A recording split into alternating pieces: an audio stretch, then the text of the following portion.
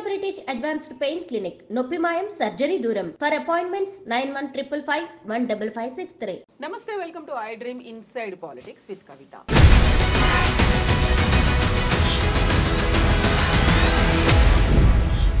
తెలంగాణ తల్లి అంటే ఒక భావన కాదు, 4 కోట్ల ప్రజల భావోద్వేగం అంటూ సీఎం రేవంత్ రెడ్డి ఈరోజు అసెంబ్లీలో ఉపన్యసించారు. ఎట్ ద సేమ్ టైం ప్రతి సంవత్సరం డిసెంబర్ 9న తెలంగాణ తల్లి అవతరణ వేడుకగా జరుపుకోవాలంటూ రాష్ట్ర ప్రభుత్వం ఒక జీవోను కూడా రిలీజ్ చేసింది. అయితే తెలంగాణ తల్లి సరికొత్త రూపురేఖలు విగ్రహం మీద ఎందుకంత వివాదం చెలరేగుతోంది. మనతో పాటుగా ఉన్నారు పొలిటికల్ అనలిస్ట్ వి ప్రకాష్ గారు. ప్రకాష్ గారు నమస్కారం అండి.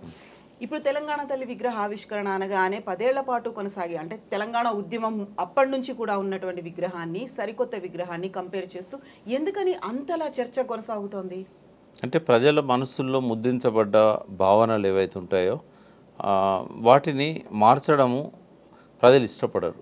ఇప్పుడు ఉదాహరణకు ఒక చరిత్ర ఉంది మనకు. రేవంత్ రెడ్డి గారు అధికారంలోకి వచ్చినాక జయ జయ తెలంగాణను కీరవాణి గారితో గొప్పగా పాడించాడు. చాలా గొప్పగా పాడాడు కీరవాణి, ఆ మ్యూజిక్ కూడా బాగుంది. బట్ ప్రజలు రిసీవ్ చేసుకోలేదు. ఎందుకు రిసీవ్ చేసుకోలేకపోయారు అంటే ఉద్యమ కాలంలో నరన ఒక రిధం అనేది జీర్ణించకపోయింది. దాని రాగము, దాని రిధము, అందశ్రీ అది ఇచ్చాడు ఫస్ట్. సో అదొక ఉద్వేగంతో చాలా ఎమోషనల్గా ఉంటుంది ఆ సాంగ్. ఆ సాంగ్ ప్లేస్లో కొంచెం సరళంగా కీరవాణి మ్యూజిక్ సాఫ్ట్ చేసి చేశారు. అయితే ఇప్పటికీ కూడా ఇప్పుడు వందే మాతరము ఏఆర్ రెహమాన్ కూడా మ్యూజిక్ ఇచ్చాడు. దానికి చాలా గుర్తింపు వచ్చింది దేశవ్యాప్తంగా, ప్రపంచవ్యాప్తంగా. ఏఆర్ రెహమాన్ ఆయనకు కూడా దీంతో గుర్తింపు వచ్చింది బాగా. బట్ ఎవరైనా వాడుకుంటున్నారు ఆ స్టైల్లో? అంటే ఇప్పటికీ బంకిం చంద్ర చటర్జీ రాసి గానం చేసిన ఆ వందే మాతరం ఏదైతే స్టైల్ ఉందో అదే పాడుతున్నారు. అది పాడితేనే ఒక ఉద్వేగం వస్తుంది. జనగణమన ఉంది, జాతీయ గీతం. అది స్టైల్ మారిందా? మారలే కదా. వావిలాల గోపాలకృష్ణ గారు ఉన్నప్పుడు ఒకసారి అన్నాడు, ఇట్లా పిచ్చిగా ఇట్లా మార్చి చేయకూడదు. ఒక సినిమాలో కూడా వందే మాతర గీతం తరం మారుతున్నది, స్వరం మారుతున్నది, ఆ తరం మారుతున్నది, స్వరం మారుతున్నది అని వందే మాతరం శ్రీనివాస్ గారు ఏదో పాడినట్టున్నారు. సో ఇవి మార్చకూడదమ్మా. ఇవి చరిత్రలో ఉద్యమాలలో స్థిరపడ్డాయి, తరతరాల ప్రజల మనసుల్లో చెరగని ముద్ర వేసి ఒక జ్ఞాపకాలుగా మిగిలిపోయినవి. అవి వాటిని మారిస్తే అవి జీవోల రూపంలోనే ఉంటాయి తప్ప అవి ప్రజల నాలుకల మీద అవి రావు. అవి అట్లాగే ఏదైతే ఆ జాతీయ గీతానికి, అంటే మన తెలంగాణ జాతీయ గీతానికి ఏ పరిస్థితి అయితే వచ్చిందో రేపు ఈ తెలంగాణ తల్లికి కూడా అదే పరిస్థితి వస్తుంది. ఇప్పుడు ప్రజలు అక్కడ చాలా గ్రామాలలో కిరీటంతో ఉన్న పాత విగ్రహాలే ఉన్నాయి. దాదాపు సగం తెలంగాణ గ్రామాల్లో ఉంటాయి. అవి ఎవరు టీఆర్ఎస్ పెట్టిన విగ్రహాలు కాదు. చాలా వరకు ఎక్కడికక్కడ యూత్ డబ్బులు వేసుకొని, చందాలు వేసుకొని కట్టుకున్నాయి. అవి మా అందరికి అందుబాటులో ఉండాలని చెప్పి రేట్ ఫిక్స్ చేశారు అప్పుడు కేసీఆర్ గారు. పసునూరు దయాకర్ గారికే ఆర్డర్ ఇవ్వండి, 42,000 కంటే ఎక్కువ ఉండకూడదని దయాకర్కు చెప్పాడు. ఎందుకంటే ఇంట్లో నువ్వు లాభం చూడకు, నీ శ్రమ ఎంత ఉంటుందో అంత తీసుకో అని చెప్తే 42,000 ఫిక్స్ చేశారు అప్పుడు. అది ఆ 42,000 కొంతమంది ఎక్కువ హైట్ పెట్టాలని, మ్యాక్సిమం 1 lakh కంటే ఎక్కువ ఖర్చు పెట్టకండి వీటి మీద అని కూడా చెప్పాడు. చెప్పి అప్పుడు అట్లా అందరూ కార్యకర్తలు, టీఆర్ఎస్ కార్యకర్తలు, కింది స్థాయి గ్రామాలలో ఉండే సర్పంచ్లు ఇట్లాంటి వాళ్ళంతా చేసుకున్నారు. ఎక్కడ కూడా పార్టీ తరఫున అఫీషియల్గా రూపాయి ఇచ్చింది లేదు. మరి వాళ్ళ అంటే కేవలం టీఆర్ఎస్ కార్యకర్తలే కాక జేఏసీకి సంబంధించిన వాళ్ళు కూడా చాలా దిక్కులో పెట్టుకున్నారు. జేఏసీలో అన్ని సబ్బండ వర్గాలు ఉన్నాయి కాబట్టి వాటిని ఆ రూపాన్ని మార్చాలనడం వల్ల అది ప్రజల మనసుల్లో మళ్ళీ ముద్రించబడదు. అది ఇప్పుడు బయట పెట్టవచ్చు ఇట్లాంటి విగ్రహాలను, కానీ క్లాష్ వస్తుంది అక్కడ. ఆ విగ్రహం ఉంటుంది, ఈ విగ్రహం ఉంటుంది. ఎవరి విగ్రహానికి దండేస్తారు, ఎవరిని ఎక్కువగా అంటే మనసులో ఒకసారి ఒక దేవతా రూపంగా తెలంగాణ తల్లి ఉన్న తర్వాత మళ్ళీ దీని దగ్గరికి పోయి వాళ్ళు చేస్తారా, ప్రే చేస్తారా, లేకుంటే నివాళులు అర్పిస్తారా, జయ జయ తెలంగాణ పాట ఇక్కడ పోయి పాడతారా? రెండవది ఏంటంటే తెలంగాణ తల్లి అని చెప్పడానికి ఇందాక అసెంబ్లీలో కూడా రేవంత్ రెడ్డి గారు ముఖ్యమంత్రి హోదాలో ప్రకటన చేసినప్పుడు నేను చూశాను. తెలంగాణ అస్తిత్వ ప్రతీక అన్నాడు. రేవంత్ రెడ్డి గారు నేను అడుగుతున్నా, అందులో తెలంగాణ అస్తిత్వ ప్రతీకగా ఏమున్నది? కింద నుంచి చూద్దాం మనం. కింద పిడికిళ్ళు ఉన్నాయి. పిడికిళ్ళు చాలా ఉద్యమాలలో ఉంటాయి. దాని సింబల్కు ఎక్కువ పాపులర్ చేసింది పీడిఎస్యు. బిగించిన పిడికిలి పీడిఎస్ చిహ్నము అని ఒక పెద్ద పాట ఉంది. అంటే ఆ పిడికిలి చిహ్నాన్ని వాళ్ళు పాపులర్ చేశారు. కమ్యూనిస్టులు పిడికిల్ని ఓన్ చేసుకుంటారు. తెలంగాణ వాదులు కూడా పిడికిలు ఎత్తారు. ఉద్యమానికి అది ఒక సంకేతం. అది భారతదేశంలో అన్ని రాష్ట్రాల్లో కూడా పిడికిలి అనేది ఉద్యమానికి సంకేతం. తెలంగాణ ప్రత్యేకత ఏమున్నది? బ్లూ కలర్లో పెట్టారు, కృష్ణా గోదావరి జిల్లాలో అని. అన్ని నదులు బ్లూ కలర్ ఉంటాయి. అన్ని రాష్ట్రాల్లో బ్లూ కలర్ని ప్రతీకగా వాడతారు. నీకు ఏం ప్రతీక ఏది? తర్వాత చీరే, పచ్చటి గ్రీన్ కలర్ చీర. ఎవరైనా సస్యశ్యామలంగా ఉండాలనుకుంటారు. సరే, అక్కడ పింక్ ఉండొచ్చు, రెడ్ ఉండొచ్చు, ఇప్పుడు గ్రీన్ పెట్టవచ్చు. అందులో ప్రత్యేకత ఏం లేదు. ఆ తెలంగాణ ప్రత్యేకత అసలే కాదు. జరీ అంచు కానీ ఇది కానీ. తర్వాత ఆమె చేతుల్లో ఉండాల్సినవి ఒకటేమో ఈ సజ్జలు కానీ, తర్వాత జొన్నలు కానీ, వరి కానీ, ఇవి అన్ని రాష్ట్రాల్లో పండుతాయి. మహారాష్ట్రలో ఇంకెక్కువ పండుతాయి మనకంటే. మరి దేని ప్రతీక అది? అంటే తెలంగాణకు ప్రత్యేకంగా ఏదన్నా ఉందా? కేవలం తెలంగాణ ప్రత్యేకత బతుకమ్మలో వచ్చేది. ఆ బతుకమ్మ తీసేశారు. ఎందుకు అంటే తల్లికి 2 చేతులే పెడతారు. ఒకటి వాళ్ళ పార్టీ గుర్తు ఇట్లా హస్తమని పెట్టారు. మీద భిన్నాభిప్రాయాలు ఉంటాయి. అంటే ఆశీర్వదించేటప్పుడు కూడా ఇట్లనే పెడతారు. ఆశీర్వదిస్తాను తల్లి అని అంటారు. ఇప్పుడు ఆ ఒక్క ప్లేస్లో కనుక బతుకమ్మను పెట్టి ఉంటే అట్లే ఒక చేతిలో బతుకమ్మ, ఒక చేతిలో ఇవి, డెఫినెట్గా తెలంగాణ అస్తిత్వ ప్రతీకగా ఉండేది. కిరీటం లేకపోయినా కూడా పెద్దగా క్రిటిసైజ్ చేసేవాళ్ళు కాదు. బట్ ఆ బతుకమ్మను తీసేశారు. ఆ ఒంటి మీద ఉన్న నగలు లేటెస్ట్ నగలు అవి. కేసీఆర్ గారి మనసులో ఉన్న అప్పటి తెలంగాణ తల్లి విగ్రహానికి ఆయన పెట్టింది ఏంటంటే వెనకటి రోజులలో కంటెతో పాటు ఇది ఉంది కదా మన గొలుసు, అది లాంగ్ చైన్ పాత పద్ధతి అది. తర్వాత సరే కంటె మంచిదే, కంటె ఒక్క మన దగ్గరనే పెట్టుకుంటారా? ఏ గ్రామీణ ప్రాంతానికి పోయినా కూడా అది ప్రిమిటివ్ సమాజం నుంచి ఈ మోడర్న్ సమాజానికి మారుతున్న క్రమంలో అప్పుడు అందరికీ కంటెలే ఉండేది. దాన్ని ఇప్పుడు చోకర్గా మార్చుకున్నారు. అంటే ఈ చెవులకు దుద్దులు కానీ ఏది కానీ ఇది ప్రత్యేకంగా తెలంగాణలోనే ఉండే లక్షణం కాదు అనేది నేను చెప్పదలుచుకున్నా. అంటే తెలంగాణ అస్తిత్వ ప్రతీక అని చెప్పడానికి ఏ ఆధారం లేదు ఆడ. అది ఏ రాష్ట్రంలో ఈ బొమ్మను పెడితే ఆ రాష్ట్రం తల్లి అయిపోతుంది ఆమె, అంతే కదా. తర్వాత ఒక తల్లి విగ్రహానికి ఉద్యమానికి పోయే విధంగా ఉన్న కొంగు నడుముకు చుట్టడం ఎందుకు? ఇప్పుడు కొంగు నడుముకు చుట్టమే చెల్లమ్మ కొడవళ్ళు చేపట్టవే అనే ఒక పాట ఉంది. ఈ కొంగు నడుముకి ఎందుకు చుట్టాలి? అంటే ఉద్యమానికి పోతుందా తెలంగాణ తల్లి? ఆల్రెడీ ఉద్యమ ప్రేరణగా నిలిచింది, ఉద్వేగంగా ఉన్న వాళ్ళకు ఒక ఆదర్శంగా ఒక భావనగా నిలిచింది. ఆమెకు ఎందుకు కొంగు నడుము చుట్టాలి? సో మన ఇంట్లో ఉన్నటువంటి తల్లి చెల్లి లాగా మన పక్కింటి వాళ్ళు ఉన్నట్టుగా, ఎవరైతే పొలం పనులకు వెళ్తుంటారో వాళ్ళకు ఉన్నట్టుగా అలా కొంగు చుట్టినట్టుగా ఉంది అనేటువంటి. అంటే పొలాలలో పోయినప్పుడు గోసి పెట్టుకోవడము, నాటేసేటప్పుడు చీరే బురదలో ఉంటుందని చెప్పేసి పైకి మలిచి గోసి పెడతారు. మరి తెలంగాణ తల్లికి గోసి లేదు కదా. కొంగు నడుము చుట్టినప్పుడు గోసి ఉండాలి. అంటే ఇవన్నీ ఏమంటారంటే కోతిని చేయబోతే ఇంకేదో, అదే ఏదో చేయబోతే కోతి అయిందని అంటారు, హనుమంతుని చేయబోతే కోతి అయిందని అంటారు. అంటే కేసీఆర్ గారు హార్ష్గా కామెంట్ చేశారు, మూర్ఖపు ఆలోచన అని. సరే, అది ఆయనకు ఆ స్థాయిలో ఆయన అట్లా అనడం తప్పేం లేదు. బట్ నేనైతే ఒక ఉద్యమకారునిగా ఈ విగ్రహాన్ని నేను యాక్సెప్ట్ చేయనమ్మా. ఇది ఎప్పటికీ కూడా తెలంగాణ అస్తిత్వ ప్రతీకగా ప్రజల మనసుల్లో మిగిలదు. రేపు అంటే కేసీఆర్ గారు ఒకవేళ ఆనాటి తెలంగాణ తల్లి రూపాన్ని అఫీషియల్గా జీవో రూపంలో విడుదల చేసి ఉంటే, జారీ చేసి ఉంటే ఇవాళ ఈ పరిస్థితి రాకపోయేది. ఎందుకంటే ఒక అధికారిక చిహ్నంగా ఒక్కసారి రిలీజ్ అయిన తర్వాత దాన్ని మార్చాలంటే కొన్ని ఇబ్బందులు ఉంటాయి, కోర్టులు కూడా రిస్క్లోకి వస్తాయి. రెండవది ఏంటంటే అంటే తెలంగాణ జాతీయ గీతాన్ని కూడా కేసీఆర్ గారు ఆ రోజే గుర్తించి ఉంటే అది కూడా బాగుండేది.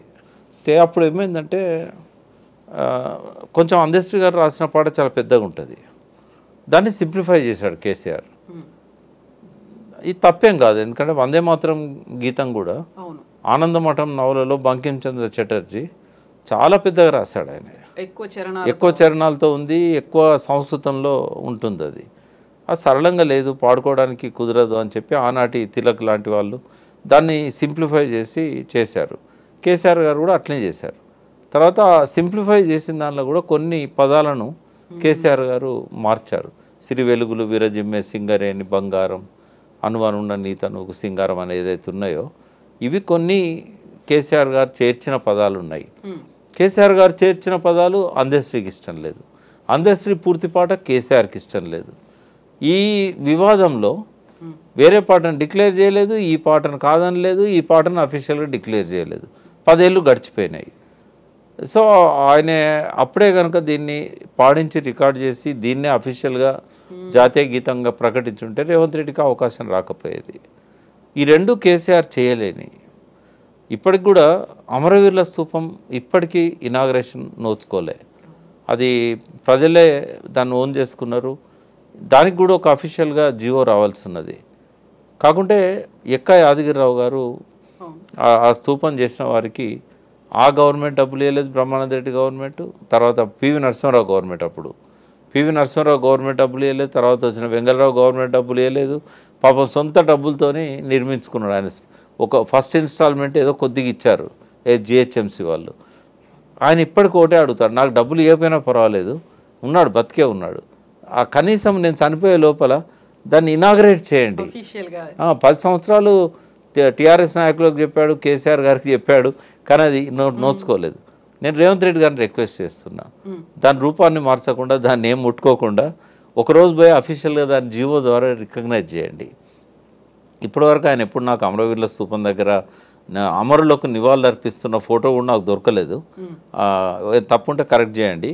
ఆయన పోలేదని నేను అనుకుంటున్నాను అమరవీరుల స్తూపం. ఈ రోజు అసెంబ్లీకి వెళ్లే ముందు బీఆర్ఎస్ ఎమ్మెల్యేలు ఎమ్మెల్సీలు అందరూ అక్కడికి వచ్చారు, నినదించారు, పాట కూడా పాడి అక్కడి నుంచి అందరూ కలిసి వెళ్లారు. వీళ్ళు వెళ్ళిన తర్వాత కాంగ్రెస్ లీడర్లు వచ్చి అమరవీరుల స్తూపాన్ని శుద్ధి చేసి వెళ్ళిపోయినటువంటి విజువల్స్ అయితే మన దగ్గరకు వచ్చాయి.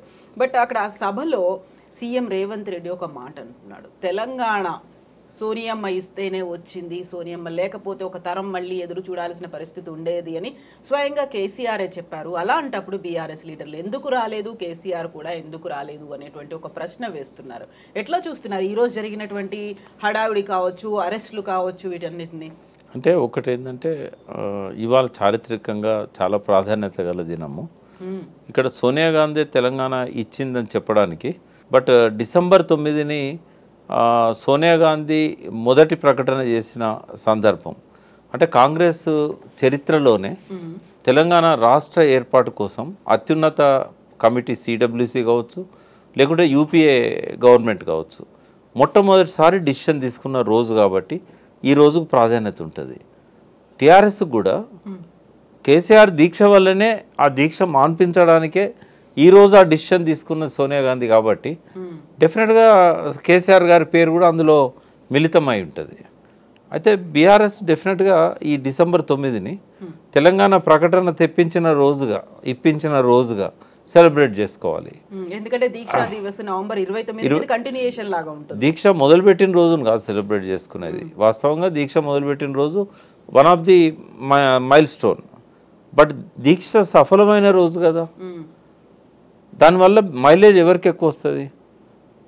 కేసీఆర్ దీక్ష విరమించడానికే ఈ ప్రకటన ఇచ్చారు అని అంటే ఇచ్చింది వాళ్ళైనా తెచ్చింది తనే అనేది ఇక్కడ వస్తున్నది కదా. ఇంకొకటి కూడా వస్తుంది, డిసెంబర్ 9ని కాంగ్రెస్ క్లెయిమ్ చేసుకోవడానికి లేదు. ఎందుకు అనంటే ప్రకటన ఇచ్చి అటకెక్కిచ్చిందిగా. నువ్వు డిసెంబర్ 9కి ప్రాధాన్యత ఎప్పుడు వచ్చేది? నువ్వు డిసెంబర్ 23 నాడు ఇంకో ప్రకటన నువ్వు చేయకపోయి ఉంటే డిసెంబర్ 9కి మీరు క్లెయిమ్ చేసుకోవచ్చు. బట్ మీరు డిసెంబర్ 9 ప్రకటన చేసి అటకెక్కించడం వల్ల 1200 మంది బలిదానాలు చేసుకున్నారు కదా. ఎందుకు అటకెక్కించామో ఒక ప్రాపర్ రీజన్ కానీ ఏది చేయలేదు కదా. ఆ రోజు కనుక సోనియా గాంధీ ఒక చిన్న పని చేసి ఉంటే అసలు ఇంతమంది చనిపోయే వాళ్ళే కాదు. ఏమనంటే ఏ పరిస్థితులల్లో నేను దీన్ని వాయిదా వేయాల్సి వచ్చింది. సరే చిదంబరం చెప్పేది అఫీషియల్గా హోమ్ మినిస్టర్గా అని చెప్తాడు, సంప్రదింపులు జరపాల్సిన అవసరం ఏర్పడ్డది, ఎందుకంటే ఈ డిసిషన్ వల్ల ఆంధ్రలో వ్యతిరేకత వచ్చింది, అది దాన్ని అధికారికంగా చేయనియండి.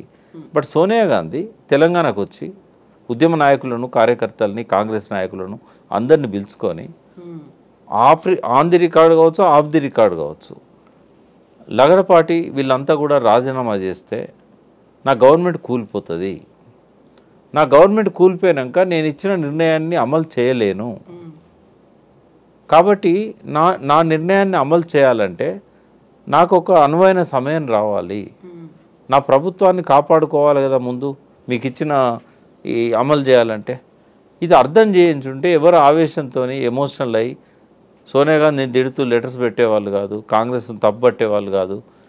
ఈ కాలయాపన కోసమే నేను ఈ శ్రీకృష్ణ కమిటీ వేశాను.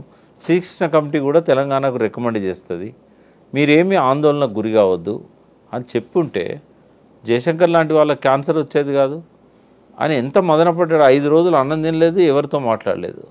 ఎప్పుడైతే డిసెంబర్ 23 ప్రకటన వచ్చిందో, అంటే ఆయన చేతులతో రాసిన ప్రకటన డిసెంబర్ 9. అంటే విపరీతమైన మానసిక ఒత్తిడి గురై ఆ స్ట్రెస్ వల్ల ఆయన క్యాన్సర్ వచ్చింది. అంటే ఇట్లాంటి అన్ని అనర్థాలు జరిగాయే కాదు. మరి ఈ తప్పు కూడా సోనియా గాంధీ మోయాలి కదా, 1200 మంది బలిదానాలకు తనే కారణం కదా. ఆ మాటకు వస్తే కాంగ్రెస్ క్రియేట్ చేయాలనుకుంటే 56 నుంచి ఇప్పటిదాకా కాంగ్రెస్ ఏం చేసింది అనేది కూడా చర్చనీయాంశం అవుతుంది. అందుకని తెలంగాణ ప్రజలు కూడా కేసీఆర్ని ఎందుకు ముఖ్యమంత్రిగా ఫస్ట్ టర్మ్ గెలిపించారంటే కాంగ్రెస్ వెనకాల చాలా చరిత్ర ఉంది, అదంతా తెలంగాణ వ్యతిరేక చరిత్ర కాబట్టే వాళ్ళు ఆ క్రెడిట్ ఆమెకి ఇవ్వలేదు, ఆ క్రెడిట్ కేసీఆర్కి ఇచ్చారు. అయితే ఇప్పుడు ఏంటంటే ఇవాళ ఈ పరిణామాలన్నీ కూడా కొన్ని అయితే నాకు నచ్చలేదమ్మా. నంబర్ 1 ఏంటంటే ఇటువంటి ఒక మంచి చారిత్రక దినం, మంచి అకేషన్, ఈరోజు టీషర్ట్స్ వేసుకొని వాటి మీద అదాని రేవంత్ రెడ్డి బొమ్మలు పెట్టుకొని పోవాల్సిన అవసరం లేకుండే. అది ఇష్యూయే. అదాని రేవంత్ రెడ్డి స్నేహం అనేది తెలంగాణకు మంచిది కాదనేది ఏదైతే ఎక్స్పోజ్ చేయాలనుకున్నారో బీఆర్ఎస్ 100% అది చేయాల్సిందే. కానీ ఈ అకేషన్ ఎంచుకోవడం అనేది కరెక్ట్ కాదు. ఉదాహరణ మార్నింగ్ సెషన్లో తెలంగాణ తల్లి గురించి భావోద్వేగాల విషయంలో గట్టిగా మాట్లాడి వారి అభిప్రాయాన్ని రికార్డ్ చేసి అవసరమైతే సభ నుంచి వాకౌట్ చేసి మళ్ళీ బయటకు వచ్చి లంచ్ తర్వాత మళ్ళీ రేవంత్ రెడ్డి అదాని బొమ్మలతో పోయి ఉంటే దానికో ప్రాధాన్యత ఉండేది. లేకపోతే వాళ్ళ మాటలకు రికార్డ్ అయితే ఇంకోటి ఏంటంటే ఈరోజే కాకుండా అసెంబ్లీ ఇంకా ఉంది కదా, రేపైనా పోవచ్చు కదా. అది అంటే నేను అనేది ఏంటంటే ఈ అకేషన్ను వాళ్ళు ఆ రకంగా మిస్యూజ్ చేసుకున్నారేమో అనేది నా భావన. బయట ఎంత మాట్లాడినా అది రికార్డు కాదు. రెండవది ఏంటంటే వాళ్ళు ప్రొటెస్ట్ చేయడము, వాళ్ళని లోపలికి రానియకపోవడము. అంటే ఒకటి ఏంటంటే నేను కూడా కనుక్కున్నా, నాకు తెలిసి అసెంబ్లీ ప్రోటోకాల్స్ అంటూ ఈ డ్రెస్ కోడ్ గురించి ఏం లేవు. బట్ ఒక సాంప్రదాయం ఏంటంటే ఏమన్నా పెట్టుకొని లోపలికి వచ్చినప్పుడు ఆబ్జెక్షన్ చేస్తారు. ఈ అదాని రేవంత్ రెడ్డి బొమ్మలు వేసుకో ఒకవేళ నిజంగానే టీషర్ట్స్ మీద పోయి ఉంటే నాకు తెలిసి రూలింగ్స్ అయితే ఏమున్నట్లేవు, ఏది టీషర్ట్స్ మీద లోపలికి రావద్దు. ఎందుకంటే చాలాసార్లు చాలామంది ఎమ్మెల్యేలు టీషర్ట్స్ మీద లోపలికి పోయారు. ఇదే క్వశ్చన్ బీఆర్ఎస్ కూడా అడుగుతుంది. ఈ రోజు రాహుల్ గాంధీ పార్లమెంట్ కి ఇలాగే అటెండ్ అయ్యారు కదా, ఆయన కూడా టీషర్ట్ వేసుకుని అదాని బొమ్మతోనే వచ్చినప్పుడు అంటే పార్లమెంట్లో కానీ అసెంబ్లీలో కానీ ప్రోటోకాల్స్ అయితే లేవు. బట్ స్పీకర్స్ ఎప్పుడైనా రూలింగ్ ఇచ్చుంటే అది డెఫినెట్గా అనివార్యత అవుతుంది. ఇప్పుడు రాహుల్ గాంధీని అక్కడ పార్లమెంట్లో అలౌ చేసినప్పుడు ఇక్కడ వీళ్ళని కూడా అలౌ చేయాలి. కాబట్టి అది గవర్నమెంట్ తప్పుడు నిర్ణయంగానే భావించాలి. వీళ్ళని లోపలికి రానియకపోవడం అనేది ఆక్షేపణీయం. వీళ్ళు కూడా ఈ సందర్భాన్ని ఉపయోగించుకోకపోయి ఉంటే ఇంకా బాగుండేది. ఎందుకంటే తెలంగాణ తల్లి మీద వాళ్ళ నిరసనను అసెంబ్లీ సాక్షిగా లోపల చేస్తుంటే చాలా మైలేజ్ వచ్చేది, తెలంగాణ ఉద్యమకారుల మనోభావాల మీద ఒక పాజిటివ్ ఎఫెక్ట్ ఉండేది. బట్ అది చేయలేకపోయారు. బయట ప్రొటెస్ట్ చేశారు, బట్ అది అంతగా లోపల చేసినంతగా ప్రభావితం అయితే చేయలేదు. అది అయితే ఇంకొక విషయం కూడా ఇక్కడ నేను చెప్పదలుచుకున్నా. ఇందాక రేవంత్ రెడ్డి ఒక మాట అన్నాడు, ఇదేంటంటే ప్రతి ఒక్కరము మన తల్లిని అందులో చూసుకోవచ్చు అని. బయట ఒక అతను మాట్లాడుతుంటే విన్నా నేను, రేవంత్ రెడ్డి బిడ్డ, రేవంత్ రెడ్డి మనవడు వాళ్ళ తల్లులను అందులో చూసుకుంటారేమో కానీ తెలంగాణ ప్రజలు ఎవరు వాళ్ళ తల్లులను అందులో చూసుకోరు అని చెప్పి. అంటే ఒక విమర్శ కూడా బీఆర్ఎస్ వర్గాల నుంచి వచ్చింది. ఆ విగ్రహాలు రేవంత్ రెడ్డి డాటర్ లాగా ఉన్నాయి అనేది పక్కన ఫోటోలు కూడా పెట్టి ట్రోల్ చేశారు. అంటే ఎందుకు ఇట్లాంటి రూపం వచ్చింది అనేది ఒకటి. సెకండ్ ఏంటంటే రెండు చేసింది గంగాధరే. అవును. First professor Gangadhar. సరే ఆయన ప్రతిభను గుర్తించి ఒక ఇన్ఛార్జ్ వీసీగా పెట్టారు. రేపు ఆయనే కన్ఫర్మ్ అవుతాడేమో, ఎందుకంటే ఆ సెర్చ్ కమిటీ ఇంకా రిపోర్ట్ ఇవ్వలేదు. అయితే సెర్చ్ కమిటీ రిపోర్ట్ ఇచ్చే వరకు ఆయనను పెట్టారు. గొప్ప చిత్రకారుడు అందులో ఏం అనుమానం లేదు. బట్ ఫస్ట్ క్యాలెండర్ కూడా ఆయన వేసిందే. ఇక్కడ ఇంకొక అంశం ఏంటంటే ఆ రోజు గంగాధర్ సాక్ష్యం ఎంతోమంది మేధావులతోని డిస్కస్ చేసి ఆ రూపాన్ని కేసీఆర్ గారు ఫైనల్ చేశారు. అది కేవలం కేసీఆర్ మనసులోంచి వచ్చిన రూపం కాదు. అది ఆ రోజు డిస్కషన్లో పార్టిసిపేట్ చేసిన వాళ్ళల్లో చాలామంది బీఆర్ఎస్కు సంబంధం లేని వాళ్ళు, ఇంటలెక్చువల్స్ ఉన్నారు, కవులు ఉన్నారు. వాళ్ళు ఎవరు టీఆర్ఎస్ కాదు, తెలంగాణ కోరుకున్న వాళ్ళు. బట్ వాళ్ళందరి సమక్షంలో కొన్ని సజెషన్లు కేసీఆర్ ఇచ్చాడు. ఇంకోటి దేవతలాగా కిరీటం పెట్టాలనేది కూడా భరతమాత విగ్రహంలో కిరీటం ఉంది. రాజా రవివర్మ దేవతలంటే ఇట్లాగే ఉంటారని చెప్పి మనకు చూపెట్టాడు. ఆయన చిత్రాలన్నింటిలో కిరీటం ఉంటుంది. కాబట్టి తెలంగాణ తల్లి అంటే ఒక దైవ భక్తి, ఒక ఆరాధనా భావం, ఈ తల్లికి అన్యాయం జరిగిందనే ఒక భావోద్వేగం, అది రావడానికి అది పెట్టారు. అది అయితే దాన్ని తీసేసి ఒక సాధారణ తెలంగాణ తల్లిగా పెట్టాలనుకున్నప్పుడు ఆ భావన రాదు. సామాన్యులు కనెక్ట్ చేసుకోవట్లేదా, ఇది మాకు ప్రతిబింబంగా కనిపిస్తోంది అనే భావన రావట్లేదా? ఎందుకంటే ఈరోజు సభలో ఎమ్మెల్యే కూనంనేని అదే మాట అన్నారు. అవి అభయహస్తం కాదు, ఆశీస్సులు ఇస్తున్నట్టుగా ఉంది, రిప్రజెంట్ చేస్తోంది సామాన్య మహిళని, ఒక తల్లిని రిప్రజెంట్ చేసేలా ఉంది విగ్రహం అనే మాట. అంటే సాధారణ ప్రజలు ఏంటంటే దాన్ని రిసీవ్ చేసుకుంటారా లేదా అనే దానికంటే వాళ్ళ మనసుల్లో ఇప్పుడు కళ్ళు మూసుకుంటే గుర్తొచ్చేది పాత విగ్రహమే. ఒకవేళ వాళ్ళు కూడా ఓన్ చేసుకున్నటువంటి విగ్రహాన్ని అధికారిక అంటే స్వేచ్ఛ ఉంది ముఖ్యమంత్రి గారికి, రాష్ట్ర క్యాబినెట్కి 100% వాళ్ళు ఎటువంటి విగ్రహాన్ని అయినా వాళ్ళు ప్రకటించవచ్చు. కానీ గతంలో ప్రజల మనసుల్లో ఉన్నదాన్ని మార్చడం అంత ఈజీ కాదు. ఒకవేళ రేపు ఇది అంటే ఉన్న వాటిని అయితే తొలగించలేరు కదా. కాకుంటే కేటీఆర్ ఒక మాట అయితే అన్నారు, ఇప్పుడు మీరు రాహుల్ గాంధీ తండ్రి రాజీవ్ గాంధీ విగ్రహాన్ని అయితే అక్కడ పెడుతున్నారు, ఆ విగ్రహం కాదు మేము కోరుకుంది, మేము తెలంగాణ తల్లి విగ్రహం అనుకున్నాం, మేము వచ్చిన తర్వాత ఆ విగ్రహాన్ని తొలగించి ఖచ్చితంగా మేము అనుకున్న తెలంగాణ తల్లి విగ్రహాన్ని అక్కడ ఏర్పాటు చేస్తామని. మళ్ళీ బీఆర్ఎస్ ప్రభుత్వం వచ్చిన తర్వాత ఈ విగ్రహం పోతుంది, మళ్ళీ పాత విగ్రహమే వస్తుంది అనేటువంటి, ఏ ప్రభుత్వం వచ్చినా ఇలాంటి మార్పులు అనేవి ఉంటాయి. అది ఎమోషనల్గా కోపంతో అన్నాడు. ఒక విగ్రహాన్ని పెట్టిన తర్వాత తీసేయడం కరెక్ట్ కాదు. నేను అడిగాను కేసీఆర్ గారిని, కాసు బ్రహ్మానంద రెడ్డి విగ్రహం ఎందుకు ఉండాలి ఇక్కడ, తర్వాత ట్యాంక్ బండ్ మీద ఉన్న కొన్ని విగ్రహాలు మనకు అవసరమా, వాటిని జాగ్రత్తగా మనం బాక్స్లో పెట్టి డ్యామేజ్ కాకుండా అమరావతికి పంపిద్దాము, కొంచెం టైం తీసుకుందామని అన్నాడు. అంటే ఎంత టైం కావాలి అన్నాను. అంటే ఇక్కడ లా అండ్ ఆర్డర్ ఇష్యూస్ వస్తాయి, గవర్నర్ చేతిలో ఉంది, ఈ తెలంగాణ 10 ఏళ్ళు టర్మ్ అయిపోయిన తర్వాత నెక్స్ట్ మనం ఆ పని చేద్దామని అన్నాడు. అంటే మనస్ఫూర్తిగా అన్నాడు ఆయన, ఏదో నన్ను మరిపించడానికి అనలేదు ఆయన.